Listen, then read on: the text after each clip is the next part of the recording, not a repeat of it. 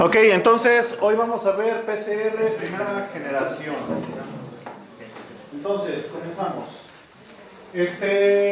La PCR viene de reacción en cadena de la polimerasa.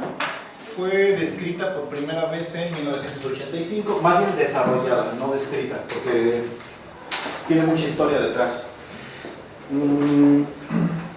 ¿Vieron un episodio de Big Bang Theory donde dicen que muchas veces le dan el premio Nobel al que desarrolla la técnica, no al que la hizo en teoría? Por ejemplo, la teoría de la inflación cósmica y el Big Bang, que le dieron el premio Nobel a quien descubrió la radiación remanente.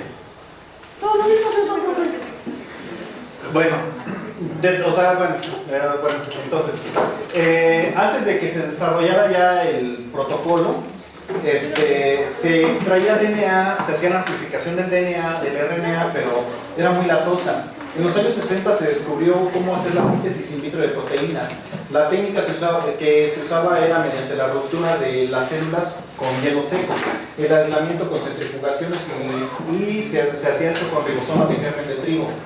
Entonces lo que hacían es que congelaban la muestra con hielo seco, acetona, y ya que estaba congelada la muestra, la monían con mortero, así como si estuvieran haciendo una salsa, un guacamole. Y entonces veían si el RNA estaba íntegro, porque si el RNA estaba íntegro había RNA mensajero y se podía traducir a proteínas, y para eso utilizaban los ribosomas del germen de trigo, los cuales se ponían en contacto con los aislados ricos en RNA, también tenían RNA de transferencia, ATP, y esto llevaba a la formación de péptidos, y entonces así es como se veía en el microscopio. Bueno, ese es el germen de trigo. Entonces aquí están los ribosomas y ahí se ven las cadenitas de cómo van saliendo las proteínas de los ribosomas, así como si fueran telarañitas, y esas son las proteínas que se están sintetizando in novo. Con esta prueba era con la que más se veía la integridad del RNA, ya que los geles de RNA en condiciones desnaturalizantes no eran muy fiables, y como llevaba de 5 a 9 horas la prueba, pues era un fastidio. ¿Qué son los geles desnaturalizantes? Ay, caray, resulta que el RNA tiene mucha estructura secundaria. ¿Cuál es la estructura secundaria que tiene el RNA? ¿Se acuerdan? No.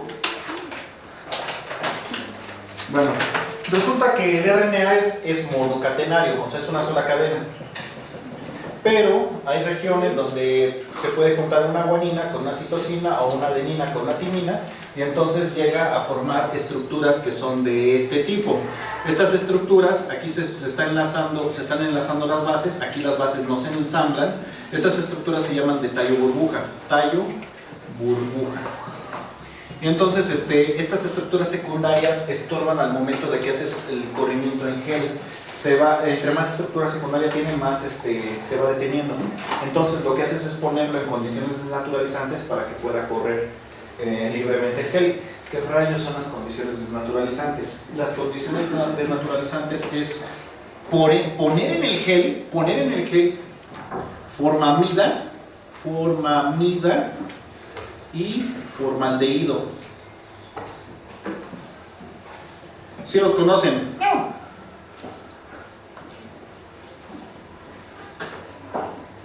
Ese es el formaldehído.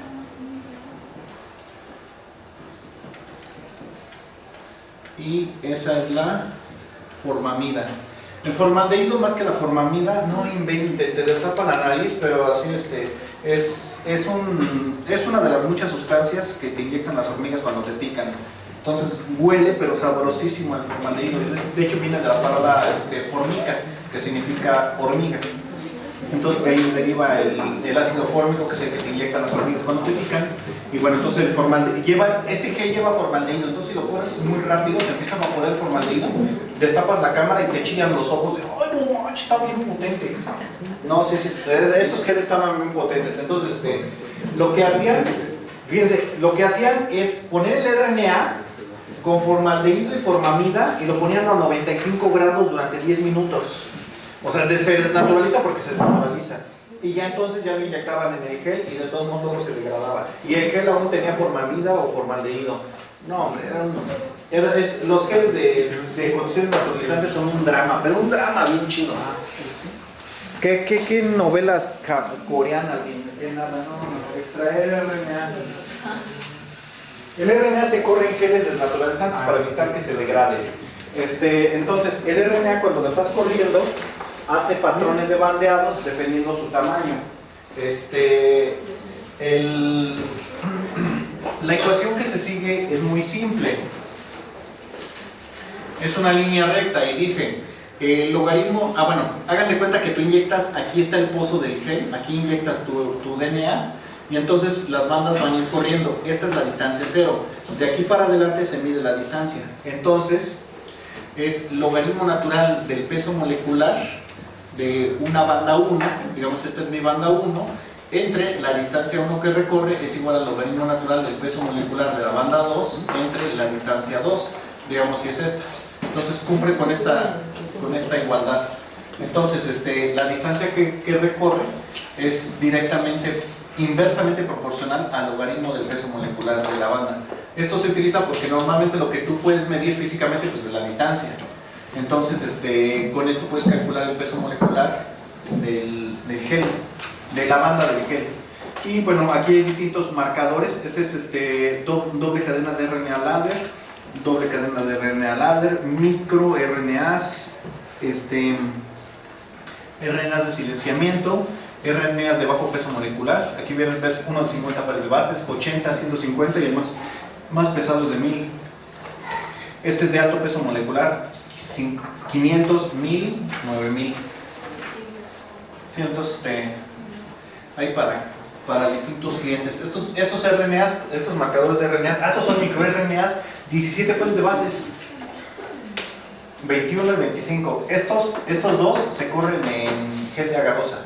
Que es tan pequeñito se tiene que correr en gel de poliacrilamida, como si fuera proteína. Y bueno, hay muchos laboratorios que te venden tus RNA ladders y ya lo puedes trabajar y comparar ahí para ver qué tamaño tiene tu RNA que estás extrayendo. La primera DNA polimerasa que se empleaba, más bien dicho, fue la Cleno. Bueno, todavía se emplea. Esta enzima trabaja a 42 grados. Es una enzima que fue aislada de Escherichia coli. Este es el tubo de la Cleno. Fue aislada de Escherichia coli. Para separar las cadenas de DNA se tenía que subir la temperatura a ebullición y entonces se perdía la enzima. Entonces tenías que agregar más enzima cada paso que hacías para que pudieras continuar con la amplificación del DNA. Pues, es un drama. Entonces esta es la que se conocía, la DNA polimerasa 1, que es la Cleno, es la que se conocía antes.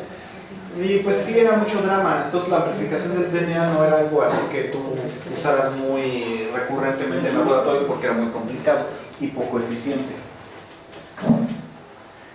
Los tubos de PCR se les agregaba aceite mineral para evitar la evaporación. Entonces le estoy diciendo que tú agarrabas tu muestra, un plumón azul,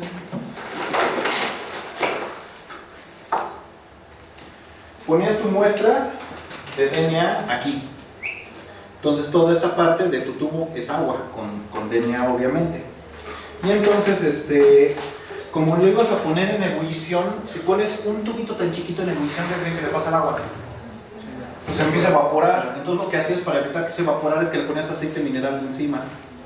Le ponías aceite mineral encima para evitar la evaporación.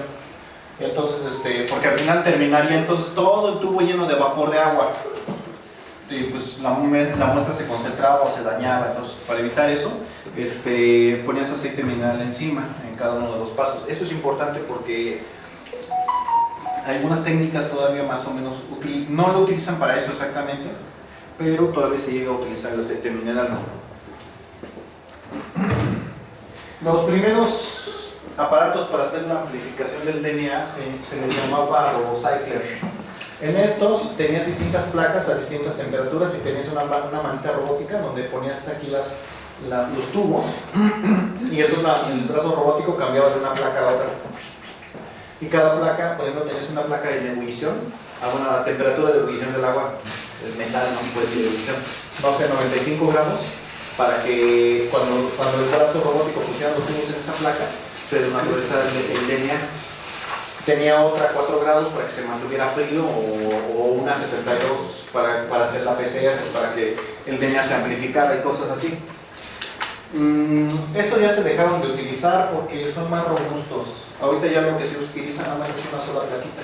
Pero todavía hay todavía personas que les gusta más este porque es más rápido. Porque los que son de una sola placa, esta placa tiene que subir y bajar la temperatura. Y en estos no, como son las placas ya a distinta temperatura, ya se mantiene. Entonces, tú ya no tienes que esperar a que suba y baje la temperatura, ahorita cambia el brazo robótico. También había problemas con la amplificación, solo había un ciclo de amplificación, ya que si se usaban distintos ciclos, como se desnaturalizaba el DNA, también se desnaturalizaba la DNA polimerasa. Por ello se requerían grandes cantidades de molde desnaturalizado en la enzima. Para ver su duplicación en cada ciclo se necesitaba también agregar la enzima. Pero también aquí había un pequeño problema. Las enzimas vienen en glicerol, no al 100%, pero tienen glicerol. Y si agregas demasiado glicerol, se inhibe la PCR también. Entonces, así como que si agregabas demasiada enzima, o sea, si ponías demasiados pasos, el mismo sistema evitaba que pudieras hacer una amplificación muy larga porque el glicerol te inhibía. Entonces se trataba también con DNasa, que degrada cadenas de DNA simple, de una sola cadena. Entonces hagan de cuenta que tú tienes un DNA de doble cadena, ¿no? Llevabas a la desnaturalización. Y entonces se desnaturalizaba. Entonces ya vas a tener dos cadenas de DNA monocatenario. Llegaba la enzima, se colocaba aquí y empezaba a amplificar. Y entonces creaba una nueva cadena, así, ya de doble cadena. Pero si no tenías suficiente enzima, te quedaban cadenas de DNA monocatenario. Entonces, para que estas cadenas de DNA monocatenario no te estorbaban, tratabas con DNasa de DNA monocatenario para que estas las eliminaran. Y bueno, para eliminar el DNA que no se hubiera completado y luego se purificaba y pues era un drama esto. O sea, como logran ver, era un drama ahorita. Ya gracias a Dios ya no se hace todo eso. En los años 70 se pudieron aislar entonces también DNAs polimerasas que soportaban temperaturas más altas. Estas DNA polimerasas fueron aisladas de organismos que crecían a altas temperaturas. Porque les dije que la Clenum fue aislada de Escherichia coli. ¿Cuál es la